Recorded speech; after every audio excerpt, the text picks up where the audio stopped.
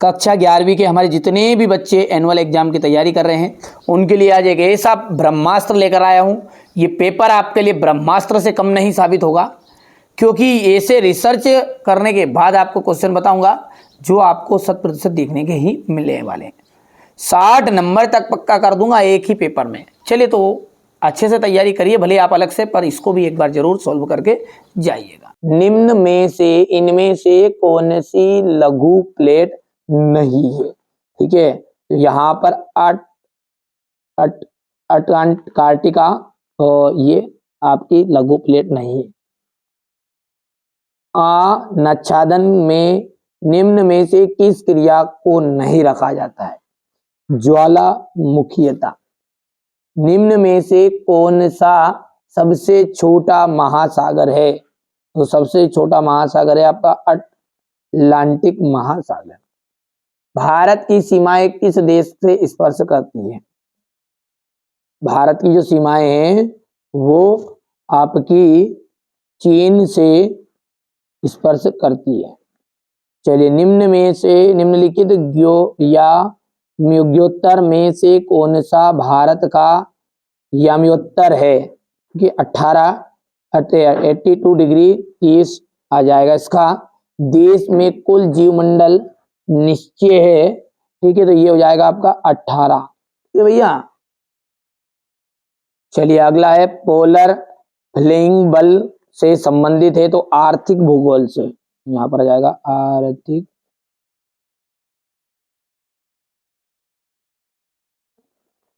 चूना पत्थर की चट्टानों पर बने स्थल रूपों को स्थलीकृत कहते हैं, तो इसे कहते हैं अपन, इसका देख लीजिए कास्ट आ जाएगा, है ना। और पृथ्वी के चारों ओर के वायुमंडल के आवरण को वायुमंडल कहते हैं। वायुमंडल कहते हैं।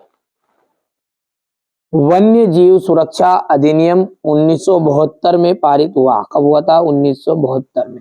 भारत के साथ बांग्लादेश देश की सबसे लंबी स्थलीय सीमा है, ये आ जाएगा बांग्लादेश।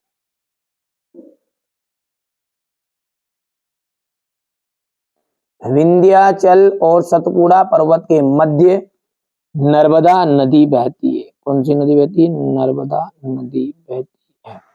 हो गया। चलिए अब आगे बढ़ते हैं। बढ़िया से आपको कंप्लीट करना है आपको, है ना। ये देख लीजिए, आगे बढ़ेंगे। और अगला जो है आपको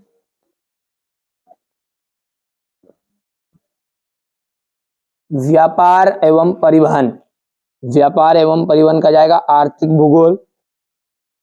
ड्रमलिन, ठीक है, यहां से दूसरा जाएगा हिमनद की निक्षेपण आकृति, गर्म जलधारा, gulf stream, red list. Red list जाएगा विश्व की संकटापन्न प्रजातियों की सूची। और सी जाएगा सौराष्ट्र द्वीप। अब एक वाक्य में उत्तर। महाद्वीपीय, पहले भर लेते हैं इनको अच्छे से। चलिए यहां से देखिए, एक वाक्य में उत्तर है, ये बढ़िया से कंप्लीट कर लीजिए आप इनको, ठीक है, भर दिए हैं पूरे। और पहला सत्य, सत्य की बात करें तो पहला आपका सत्य रहेगा, दूसरा सत्य रहेगा, तीसरा असत्य रहने वाला है, चौथा सत्य, पांचवा सत्य रहेगा और छठा भी आपका सत्य रहेगा। अब अगला देखते हैं, भौतिक भूगोल की शाखाओं के नाम आपको बताने हैं। मानव भूगोल की मान्य परिभाषा लिखनी है। ओजोन मंडल में ओजोन गैस का महत्व लिखिए।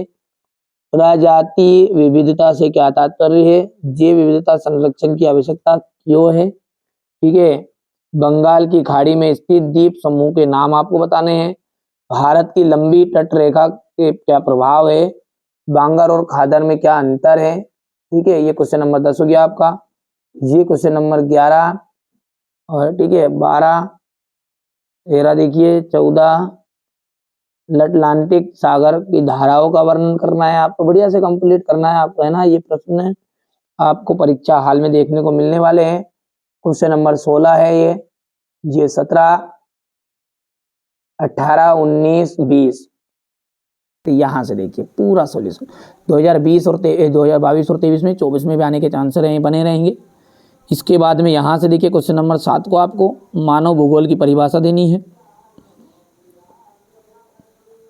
ठीक है, इसके बाद में ये क्वेश्चन नंबर 7 है आपका वायुमंडल में ओजोन ओजोन गैस का महत्व देखना है। क्वेश्चन नंबर 7 ये यहाँ पर देख लीजिएगा आप, सौर्य ताप क्या है, इसकी भिन्नता के 2 कारक लिखिए। यहाँ पर इसका अथवा वाला है, ये मानव जीवन के प्रारंभ होने से पृथ्वी पर जैव विविधता का क्या प्रभाव पड़ा। जैव विविधता संरक्षण की आवश्यकता क्यों है, यहाँ से देख सकते हैं, ये हो गया है। इसके बाद में भारत की लंबी तटरेखा के क्या प्रभाव है, कोई 2 लिखिएगा, हो गया इतना। बांगर और खादर में अंतर बताना है, ये हो गया इतना। इसके बाद में नदी, द्रोणी और जल संभर में अंतर है, क्वेश्चन नंबर 10 में का अथवा है ये।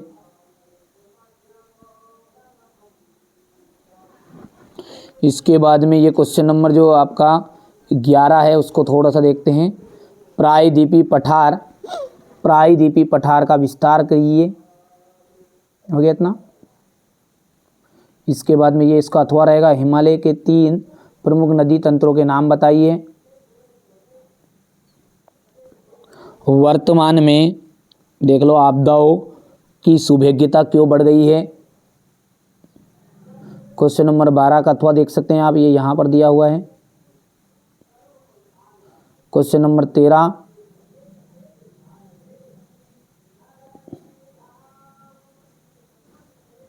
हो गया इतना, ये देखो हो गया इतना भैया, ये ले लो स्क्रीनशॉट ले ले भैया। चलिए आप तो बढ़िया से कंप्लीट करो यार, थोड़ा शांति से काम करो, शांति से ना, देखो धैर्य बनाना पड़ेगा। ये हो गया इतना, थोड़ा क्लियर आ जाए जब स्क्रीनशॉट लो, ताकि आपको भी नजर आए, पता चलेगी। मोबाइल में जाके देखो तो अरे यार ये तो हो ही नहीं यार, थोड़ा शांति से काम करो, है ना। हमारा भी उद्देश्य यही है कि आप अच्छे नंबर प्राप्त करो। अब तो पढ़ो, देखो मेहनत तो करनी पड़ेगी, है ना। अब बिना मेहनत करेंगे ऐसे तो होगा नहीं यार। देखिए कोई भी खाना बना के दे देगा, अब आपको हाथ से उठा के तो खाना पड़ेगा। अब ये खाना बना ही दे रहा हूँ मैं आपको पूरी चीज़ें, है ना। ढूंढने की पछने की जरूरत नहीं, कौन से आएंगे, ये आएंगे, बिल्कुल आप तो घबराओ मत, है ना। इन बच्चों ने भरोसा किया था, इनकी परसेंटेज बनी इतनी, ठीक है। आपकी भी बनेगी ना, ये ऑफलाइन कोचिंग के बच्चे हैं, ठीक है। ये यहाँ से हो गया है, थोड़ा छोटा कर दूँ। ये कौन सा प्रश्न है अपना, ये इतना पहले तो यहाँ तक हो गया, इसके महत्व हो गया इतना, लेते जाना स्क्रीनशॉट, है ना भैया। फिर इसके बाद में ये यहाँ से हो गया। ये अगला क्वेश्चन नंबर 15 का था, ये क्वेश्चन नंबर 16 का। भारत में बाढ़ के क्या कारण है, कोई 2 लिखो। देखो ये 3 तक तो यहाँ तक हो गए ना, 3 हो गए 3। इसके बाद में ये चौथा और 5वां ये यहाँ पर है, हो कर दिया निहाल साहब तरीके। ये हो गया इतना। आप तो बढ़िया से करो। मेरे बाबू ने खाना खाया नहीं खाया है, ये बताना आप, है ना। कमेंट में बता देना खाना खाया मेरे बाबू ने, नहीं खाया तो कोई बात नहीं, खा लेना बेटा ना, आराम से खाओ। आप तो बिल्कुल खाए का टेंशन, इतना टेंशन नहीं लेने का, मैं हूँ, चिंता मत करो, है ना। हर घड़ी हर पल आपका सपोर्ट में हो, इतना लोड मत लो। पास होना है ना तो केवल A और B सेट कर लो, अच्छी परसेंटेज बनानी है तो C और D कर लो। पास हो रहे, फेल कोई माई का लाल नहीं कर सकता आपको, बिल्कुल चिंता मत करो।